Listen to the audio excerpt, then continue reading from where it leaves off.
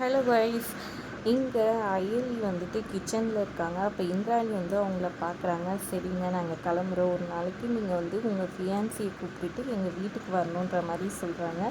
உடனே அயலி வந்துட்டு சரிங்க அப்படின்ற மாதிரி சொல்கிறாங்க. அப்புறம் அவங்களுக்கு சிரிச்சுட்டு வழி அனுப்பிச்சிட்டு அப்புறம் இவங்க ஐயோ என்னடா இதுன்ற மாதிரி முடிக்கிறாங்க. அயலி இன்னும் எத்தனைலாம் சொல்ல போகிறோமோ பொய்ன்ற மாதிரி முடிக்கிறாங்க. அடுத்தது பார்த்திங்கன்னா, இங்கே வர்மா வந்துட்டு கபிலன் கால் பண்ணிகிட்ருக்காங்க. கபிலன் எடுக்க மாட்டேங்கிறாரு. ஃப்ரெண்ட்ஸோடு எங்கேயோ ஜீப்பில் எங்கேயோ போயிட்டுருக்காரு. உடனே எடுக்கலன்னொடனே இப்போல்லாம் என் ஃபோன் கால் அவன் அனாவசி பண்ணுறாங்க.